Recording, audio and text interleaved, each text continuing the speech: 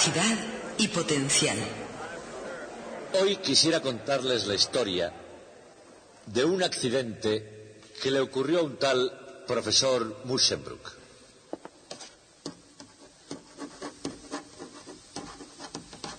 De la Universidad de Leiden en el año 1745. Por aquella época se creía que la electricidad podía ser una especie de fluido, y Musschenbroek quería hacer una solución del fluido eléctrico en agua corriente. Así que un amigo suyo llamado Andreas Cunias, que actuaba como ayudante suyo, cogió una botella de agua como esta que tengo en la mano y le puso un tapón pinchado con una larga aguja. Luego mantuvo la aguja en contacto con el polo de un generador electrostático, algo así como ese, para que el fluido eléctrico pudiera bajar por la aguja hasta el agua y crear la solución. Y entonces, cuando cogió la aguja para sacarla del agua, hizo un descubrimiento absolutamente sacudiente. Pero Musschenbroek no se desanimó en absoluto. Se encontró a sí mismo como voluntario y continuó su investigación. Y ese descubrimiento, que vino a ser conocido como la botella de Leyden, sería uno de los descubrimientos más importantes del siglo XVIII.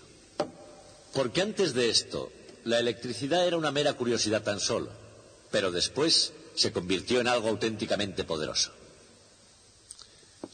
Para apreciar el impacto que este descubrimiento causó en su tiempo, tienen que entender algo del modo en que se hacía la ciencia. Los que se dedicaban a experimentar con la electricidad se llamaban electricistas y formaban una especie de hermandad que, como cualquier otra, tenía sus ritos y sus reglas. Ahora bien, en aquel tiempo había instrumentos rudimentarios que podían medir la cantidad de electricidad que se había producido. Pero todo electricista tenía orgullo: poder juzgar por sí mismo la fuerza de la electricidad sintiendo la sacudida que ésta producía. Igual que el chef de cocina prueba la sopa. Ningún electricista hubiera dado a conocer un experimento sin antes sentir esa sacudida. Bien, antes del descubrimiento de la botella de Leyden, eso era inofensivo. Pero después se convirtió en algo completamente diferente. No corrían buenos tiempos para los electricistas. El propio Musschenbroek, que fue el primero en sentirla, después escribió a un amigo que no volvería a hacerlo ni por todo el reino de Francia. A pesar de ello, todos los electricistas deberían sentir la sacudida, con una excepción: un alemán llamado Winkler, que galantemente permitió a su esposa que hiciera aquella prueba por él. Las botellas de Leyden resultaron muy fáciles de fabricar. Sin embargo, era muy difícil comprender por qué funcionaban. Pero lo más chocante quizá de todo este asunto fue, al final, de dónde provino la explicación. Procedía de un desconocido impresor de un pintoresco pueblecito llamado Filadelfia, del otro lado del Atlántico. Se llamaba, por supuesto, Benjamin Franklin.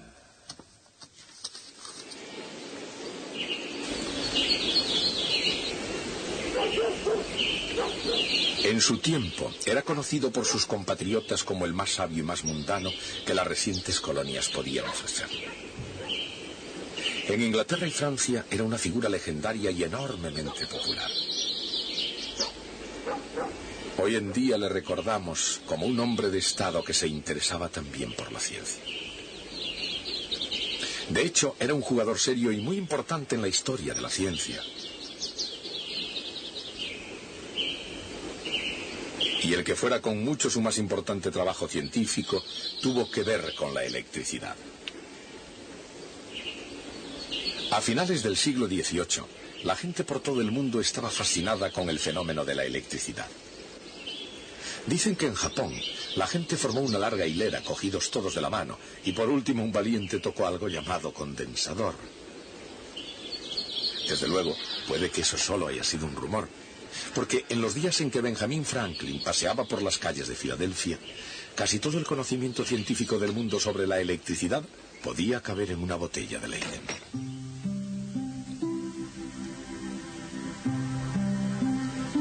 El profesor Musschenbroek y sus botellas de Leyden atrajeron una gran atención en Holanda. Y con los aparatos del señor Caberson, el profesor von Marum llevó a cabo el trabajo en la década de 1780. Pero más allá de los laboratorios, en particular al llegar hasta el famoso profesor de Filadelfia, el asunto de la electricidad sería positivamente peligroso.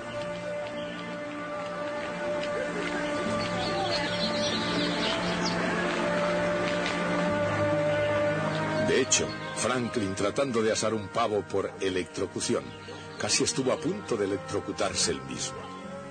Franklin describió los peligros de la electricidad en sus propias palabras.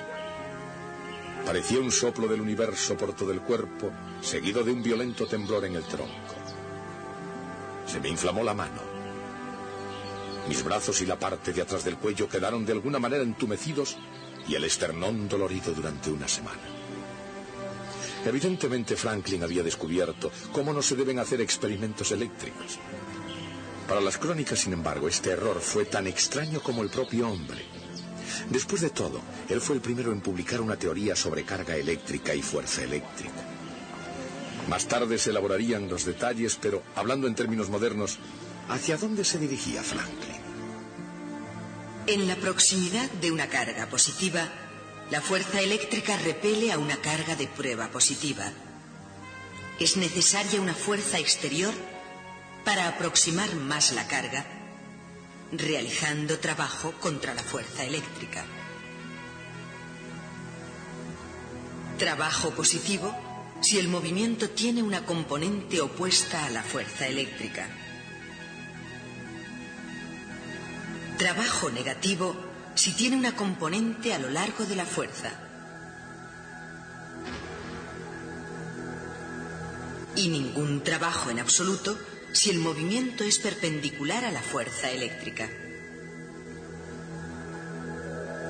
El trabajo neto se calcula integrando el producto escalar de la fuerza eléctrica por el vector desplazamiento a lo largo de cualquier trayectoria a través del campo eléctrico.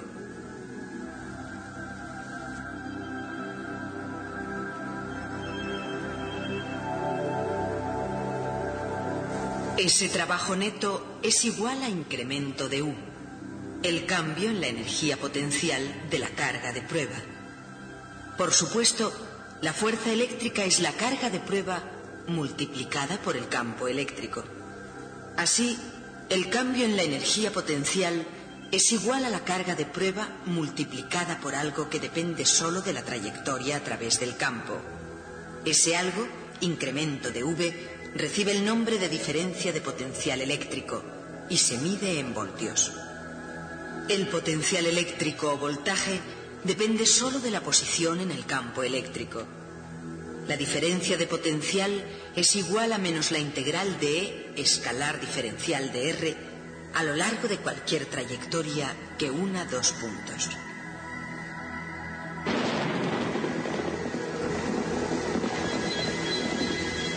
Cien años antes de que Faraday descubriera el campo eléctrico, Franklin lo vio como atmósfera eléctrica.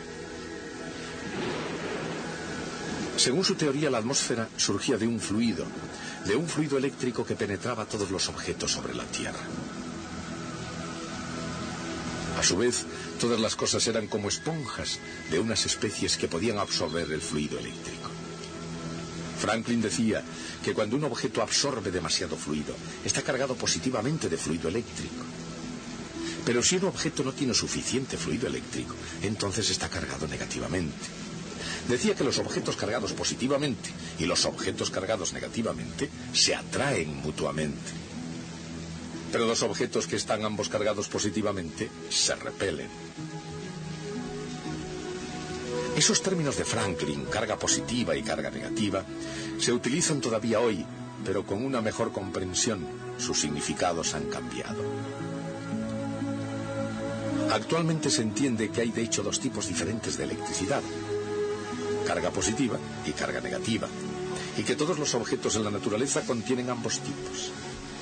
No obstante, Franklin se había dado cuenta correctamente de que la carga eléctrica es algo que nunca se crea ni se destruye, sino que meramente fluye de un objeto a otro. Esas opiniones de tan largo alcance ganaron a Franklin la aclamación como primer científico del mundo en el campo de la electricidad. Pero fue la prensa de imprimir, y no la ciencia, lo que le dio fortuna y durante el proceso extendió su fama. Fue aprendiz en el Nuevo Correo de Inglaterra y editor de la Gaceta de Pensilvania, y finalmente el almanaque del pobre Richard le hizo ciertamente rico.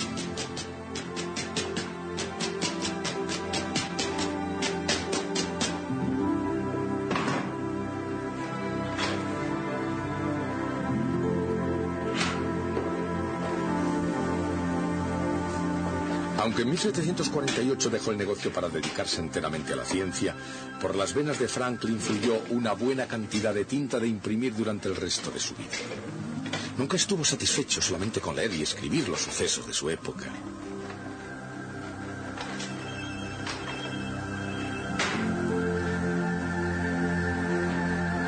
Y cuando llegó la historia de América, Franklin prefirió salir a hacerla él mismo.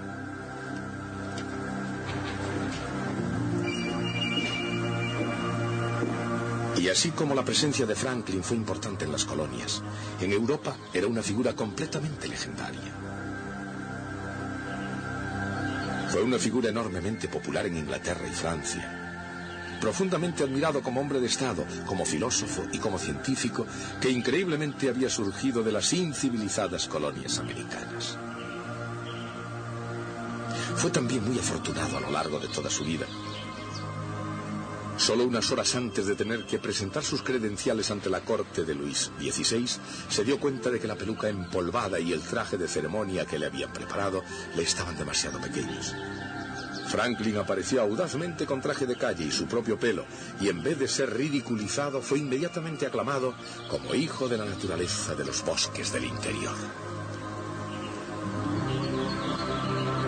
Pero aún eso no representaba hasta dónde se extendía su fama. Se le reconocía como inventor por una serie de buenas razones.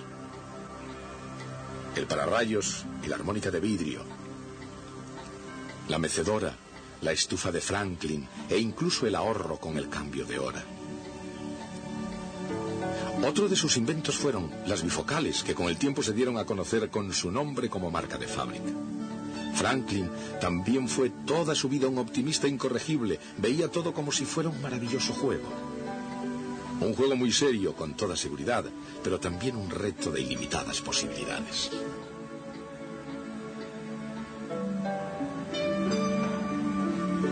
¿Qué se siente al flagelar un torbellino de aire con un látigo o al cazar relámpagos con una cometa? Franklin era el único hombre sobre la Tierra que podía responder a esas preguntas por propia experiencia.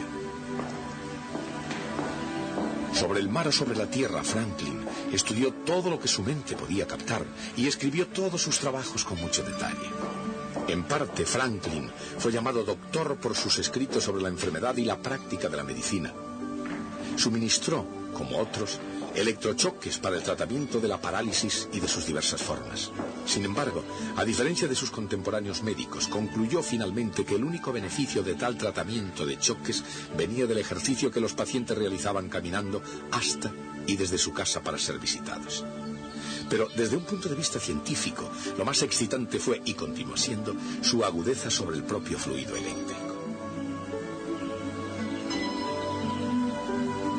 Aunque retrospectivamente no sea difícil encontrar 2 o 3 imperfecciones en la teoría del Dr. Franklin, fue su teoría la más avanzada de su tiempo y en su conjunto era correcta.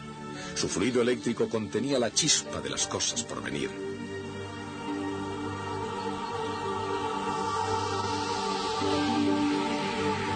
Lo que Franklin vio como atmósfera eléctrica en la actualidad y en términos modernos corresponde al campo eléctrico.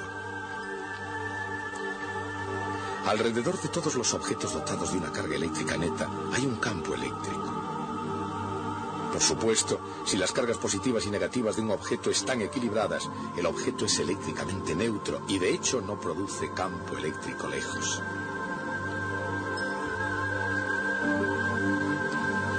Pero incluso además el campo electrostático en el interior de cualquier pieza de metal es cero, lo que significa que una carga de prueba no sufriría ninguna fuerza en absoluto en el interior de la pieza de metal. Y eso es verdad incluso si el metal tiene una carga eléctrica neta. Eso es porque la carga se acumula en la superficie hasta que en el interior no quede campo que la haga moverse. Por supuesto, conductores cargados eléctricamente crean campos eléctricos fuera de ellos mismos.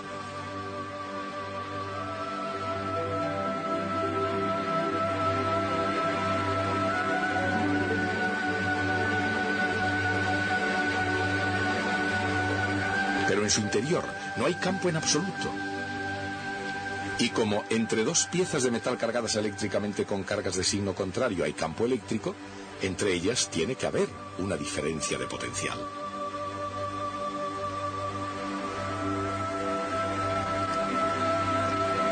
Pero al no haber campo en el interior, el potencial es el mismo en cualquier lugar del metal.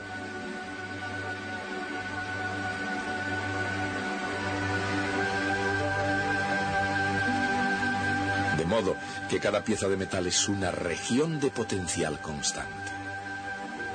La diferencia de potencial entre dos piezas de metal depende de cuánta carga neta tenga cada una.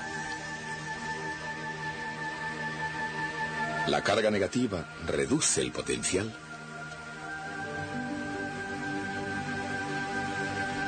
y la positiva lo aumenta.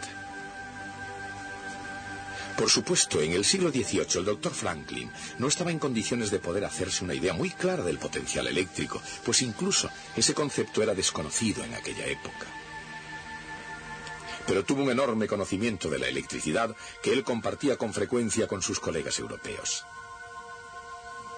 Y como el más sabio de América, Benjamin Franklin también prestó una atención considerable a las grandes inteligencias del pasado, especialmente a Sir Isaac Newton.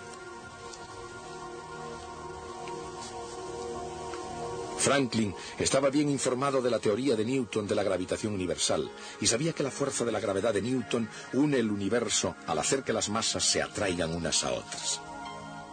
A Franklin le habría gustado formular una ley semejante, una ley de la fuerza eléctrica. Pero no funciona porque, al contrario de la gravedad, hay dos clases de carga eléctrica. Las cargas eléctricas que son distintas se atraen mutuamente y las cargas que son iguales se repelen.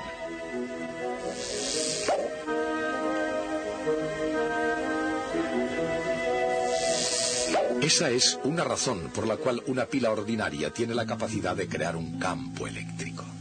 Cuando se conecta una pila entre dos piezas de metal, hace que la carga fluya de una a otra, hasta que la diferencia de potencial entre ambas sea igual al voltaje de la pila.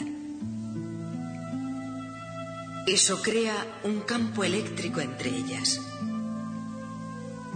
Cuando se dobla el voltaje, también se dobla la carga, así como la diferencia de potencial y el campo eléctrico. En general, la carga transferida es proporcional al voltaje aplicado. La constante de proporcionalidad C se llama capacidad.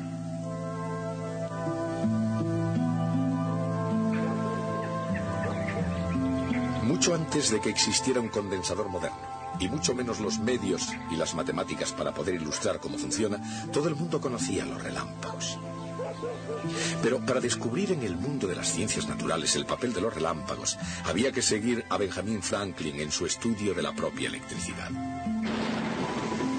De todos los electricistas del siglo XVIII, solo Franklin había visto los rayos en su realidad. Enormes chispas de electricidad, no diferentes del tipo de las que él podía crear en su laboratorio. Sobre el papel había una base para su teoría. Primero se tiende una barra metálica, el pararrayos, desde el tejado de un edificio. Después se coloca un alambre junto al pararrayos.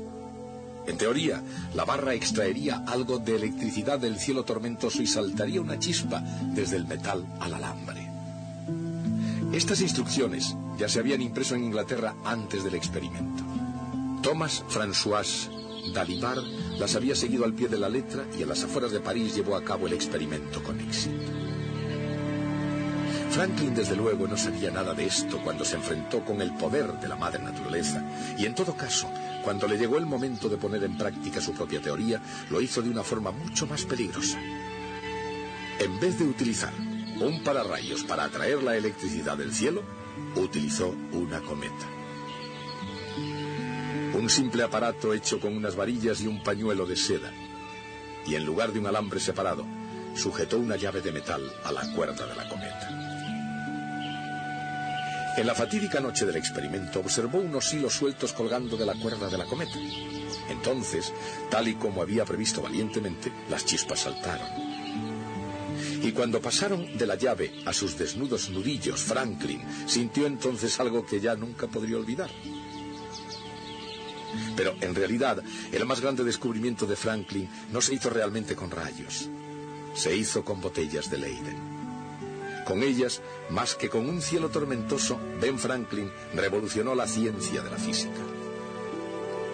Otros físicos suponían que cuando cargaban de electricidad una botella, le estaban añadiendo grandes cantidades de electricidad.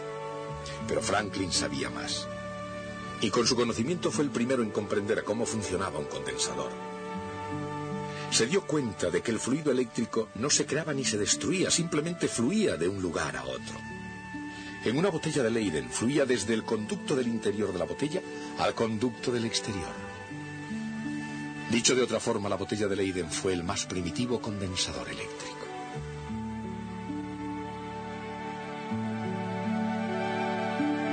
Dos piezas cualesquiera de metal pueden formar un condensador sin importar su forma. Las dos piezas de metal pueden ser las placas de un condensador de placas paralelas, o pueden ser también las partes interna y externa de una botella de Leyden. El campo eléctrico en un condensador de placas paralelas realmente se debe a las capas de cargas opuestas en las superficies de las láminas metálicas, una enfrente de la otra. El campo entre las capas es constante, y las dos capas de carga opuestas se atraen mutuamente, sosteniéndose unas a otras en su lugar. Por eso el condensador es un dispositivo tan útil. Si el voltaje se mantiene constante por una pila,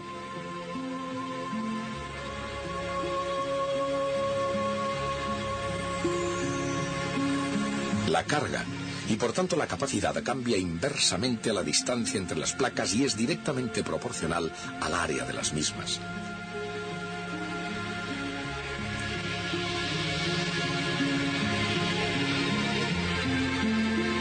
Franklin se dio cuenta de que si se conectaban los condensadores adecuadamente, crearían una capacidad mayor. Adecuadamente significaba en paralelo. Una serie de botellas de Leyden, una a continuación de otra, de hecho, creaba una capacidad más pequeña, pero un grupo de botellas de Leyden en paralelo mostraba ser una excelente combinación. Y Franklin lo llamó batería eléctrica, otro término que tiene hoy un significado diferente. Pero lo importante no es el término, es la idea.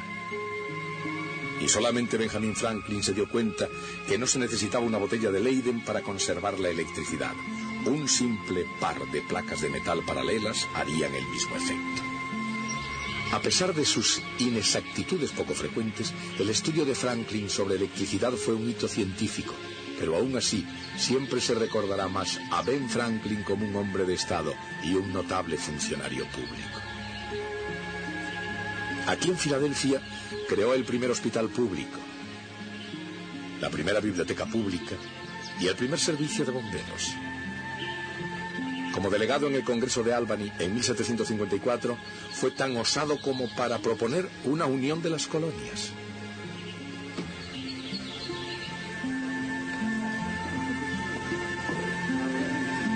Por una innumerable cantidad de razones, Benjamin Franklin fue y sigue siendo un tesoro nacional, un monumento a la ilimitada promesa de la democracia. En esta habitación, con el esmero de un erudito y la moderación de un estadista, fijó el curso y moldeó los ideales de una nación recién nacida. Pero como científico, Ben Franklin fue el más importante de los filósofos de las ciencias de la naturaleza. No solo entonces, sino hoy en día, por todo el mundo de la ciencia. Franklin era muy listo. Tal vez su más inteligente invento fuera el pararrayos. Pero no fue el único en inventarlo. Tenía un competidor en Inglaterra que también inventó uno, y ambos no estaban de acuerdo en un cierto detalle. Franklin pensaba que los pararrayos deberían terminar en punta, y su competidor inglés pensaba que deberían terminar en cabezas redondas. Resulta que Franklin tenía razón, era correcta su idea. Pero en aquel tiempo Estados Unidos e Inglaterra no estaban en buenas relaciones. Era la guerra de la Revolución. Y el rey Jorge III decretó que todos los pararrayos en Inglaterra deberían terminar en cabezas redondas. Lo que Jorge había intentado hacer era cambiar una ley de la naturaleza mediante un real decreto. Y por supuesto eso no se puede hacer, tiene que aprobarlo el Parlamento. Antes de la invención del pararrayos, una tormenta con truenos era un fenómeno absolutamente aterrador. No había forma de protegerse. Generalmente en las ciudades, cuando se sabía que se acercaba una tormenta, hacían sonar las campanas, porque creían que así podrían ahuyentarlas. Pero los campanarios eran ordinariamente los puntos más altos. Por eso, con frecuencia, el rayo caía en la campana, bajaba por la húmeda cuerda y despachaba al campanero. La invención del pararrayos fue la primera demostración de que una interpretación teórica de la ciencia podía conducir al dominio de las grandes fuerzas de la naturaleza. El impacto psicológico de ese descubrimiento continúa entre nosotros hasta hoy. Seguiremos esta historia el próximo día.